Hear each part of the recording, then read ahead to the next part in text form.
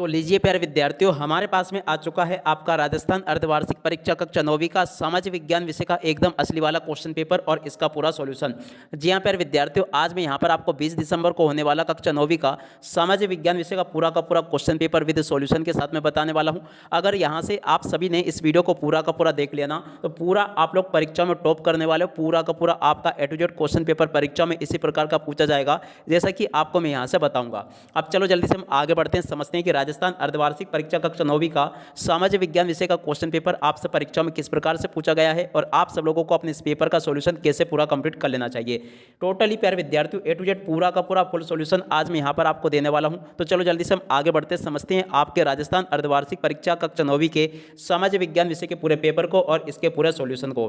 तो देखिएगा प्यारे विद्यार्थियों, पेपर आपका परीक्षा में इस प्रकार से पूछा जाएगा, आप सब लोग यहाँ से इसका देख लीजिएगा। टोटली आपका जो पेपर होगा वो 70 अंकों का होगा। जी हाँ प्यारे विद्यार्थियों, टोटली आपका जो पेपर होगा ना 70 अंकों का क्वेश्चन पेपर आपसे परीक्षा में पूछा जाएगा। आप सब लोग यहाँ से इसको देख लीजिएगा। कक्षा 9वीं की अर्धवार्षिक परीक्षा का सामाजिक विज्ञान विषय का पूरा क्वेश्चन पेपर है। जितने भी लोग आपको पेपर बता रहे हैं ना, वो केवल और केवल नकली पेपर बता रहे हैं। असली पेपर केवल और केवल हमारे चैनल पर आपको देखने को मिल रहे हैं। तो इसलिए आप सब लोग जल्दी से जल्दी चैनल को सब्सक्राइब जरूर कर लें। तो देखो, इस प्रकार का पूरा क्वेश्चन पेपर आपको परीक्षा में देखने को मिलेगा। 101% पूरा का पूरा ओरिजिनल क्वेश्चन पेपर यहाँ से मैं आपको उपलब्ध करवा रहा हूँ। देख सकते हो पूरा का पूरा पेपर आपका परीक्षाओं में इस प्रकार से पूछा जाएगा। अब चलो जल्दी से हम आगे बढ़ते हैं, समझते हैं आपके पूरे पेपर को और इसके पूरे सॉल्यूशन को। तो देखिएगा प्यारे विद्यार्थियों, ये रहा आपका पूरा क्वेश्चन पेपर। यहाँ से आप सब लोग अपने पेपर को अच्छे से देख लें और पूरा का पूरा समझ लें। टोटली A to Z पूरा का पूरा रियल वाला क्वेश्चन पेपर है। यहाँ से आपका एक भी क्वेश्चन नहीं छूटेगा अगर आपने इस पूरे पेपर को अच्छे प्रकार से हल कर लिया तो। अब चलो जल्दी से हम आगे बढ़ते हैं, समझते हैं आपके पूरे पेपर को। तो देखिएगा प्यारे विद्यार्थियों, पहला क्वेश्चन पूछा गया है, रूस में सामूहिक खेतों को कहा गया। तो देखो प्यारे विद्यार्थियों, रूस में सामूहिक खेतों को क्या कहा गया? कोल खोज कहा गया। इसका राइट आंसर अगर आप लोग कोल खोज लिखोगे तो एकदम सही होगा। आप सब लोग यहाँ से इसको देख लें और अच्छे प्रकार से पूरे पेपर को समझ भी ले।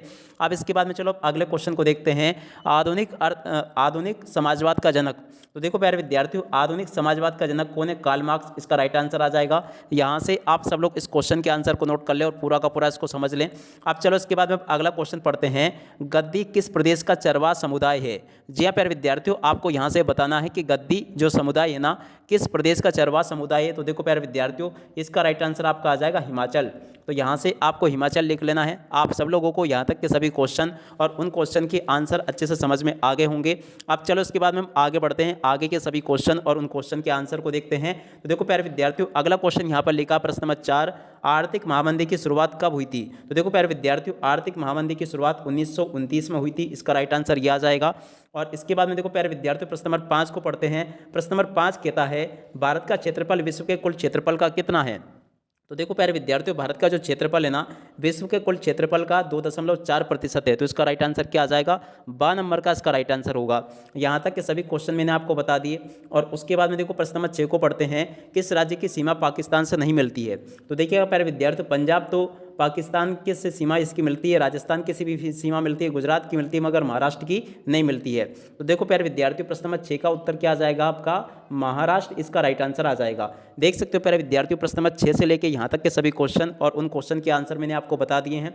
अब चलो इसके बाद में हम आगे बढ़ते हैं, अगले क्वेश्चन के आंसर को देखते हैं। तो देखो प्यारे विद्यार्थियों, प्रश्न नंबर 7 कहता है, भारत की मानक यामांतर रेखा निर्धारित है। तो देखो प्यारे विद्यार्थियों, इसका राइट आंसर आ जाएगा 82 डिग्री 30 पूर्वी देशांतर, इसका राइट आंसर आ गया। ठीक है, तो यहाँ से आप लोग देख ले, 7 का राइट आंसर आपका आ जाएगा। और उसके बाद में देखो अगला क्वेश्चन देखते हैं। दक्षिण भारत का सर्वोच्च पर्वत शिखर। तो देखो प्यारे विद्यार्थियों, दक्षिण भारत का सर्वोच्च पर्वत शिखर कौन सा है? अनाईमोड़ी। तो यहाँ से आपको ये लिख लेना, अनाईमोड़ी इसका राइट आंसर आ जाएगा। और उसके बाद में चलो आगे बढ़ते हैं, आगे के सभी क्वेश्चन और उन क्वेश्चन के आंसर को देख लेते हैं। प्रश्न नंबर 9 पूछा गया प्यारे विद्यार्थियों, जनता का शासन किस प्रकार की शासन व्यवस्था में होता है? तो देखो प्यारे विद्यार्थियों, जनता का जो शासन होता है ना, वो लोकतंत्र की शासन व्यवस्था में होता है। इसका राइट आंसर क्या आ जाएगा? 12 नंबर का लोकतंत्र। यहाँ से आप लोगों को लिख लेना है। सभी के सभी क्वेश्चन के आंसर प्यारे विद्यार्थियों यहाँ तक के मैंने आपको बता दिए। और उसके बाद में चलो आगे बढ़ते हैं, प्रश्न नंबर 10 को देखते हैं। प्रश्न नंबर 10 में प्यारे विद्यार्थियों आपसे क्वेश्चन पूछा गया, ज्ञान और उद्यम को कहा जाता है। तो देखो प्यारे विद्यार्थियों, ज्ञान और उद्यम जो है ना, ये मानव पूंजी के अंग है। तो इसका राइट आंसर मानव पूंजी आ जाएगा। ठीक है, और उसके बाद में चलो आगे बढ़ते हैं, अगले क्वेश्चन के आंसर को देखते हैं।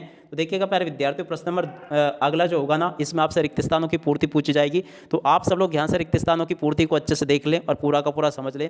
अब चलो हम एक एक रिक्त स्थान को देखते हैं और पूरा समझते हैं। तो देखो प्रश्न नंबर 11 पूछा गया, संविधान सभा के अध्यक्ष थे। तो देखो प्यारे विद्यार्थियों, इनका नाम तो आपको याद ही होगा, डॉक्टर राजेंद्र प्रसाद जो थे ना संविधान सभा के अध्यक्ष थे और यही भारत के पहले राष्ट्रपति भी बनाए गए थे, ठीक है ना। तो डॉक्टर राजेंद्र प्रसाद यहाँ से आपको लिख लेना है। तो इसका राइट आंसर क्या आ जाएगा, डॉक्टर राजेंद्र प्रसाद। अगला क्वेश्चन, नर्मदा नदी का उद्गम कहाँ से है। तो देखो प्यारे विद्यार्थियों, नर्मदा नदी का उद्गम जो ना यहाँ से आपको लिख लेना अमरकंटक, क्या लिखोगे, अमरकंटक, और जो कि आपका मध्य प्रदेश के अनूपपुर जिले में है, यहाँ से है। तो आपको अमरकंटक लिखना है, अनूपपुर जिला है और मध्य प्रदेश से ये नदी निकलती है, ठीक है।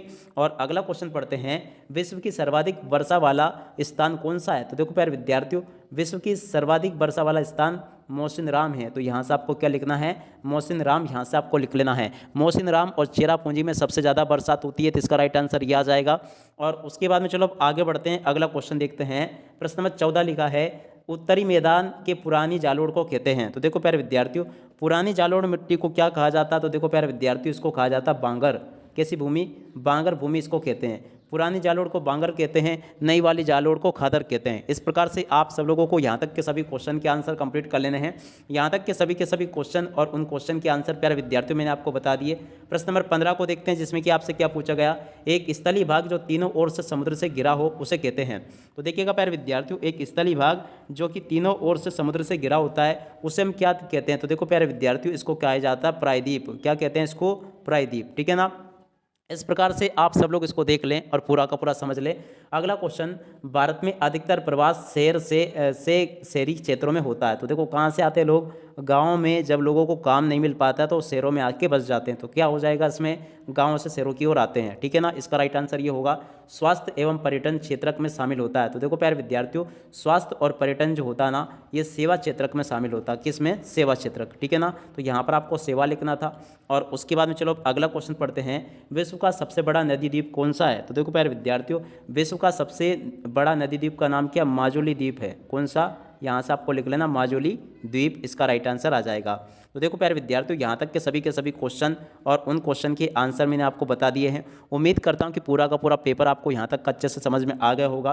और बाकी के क्वेश्चन आपके पेपर में इस प्रकार से पूछे जाएंगे, आप सब लोग इन क्वेश्चन के आंसर को देख लें और पूरा का पूरा इनको समझ लें। देख सकते हो प्यारे विद्यार्थियों, अति लघु उत्तरात्मक प्रश्न है जो कि देखिएगा 10 पूछे गए हैं।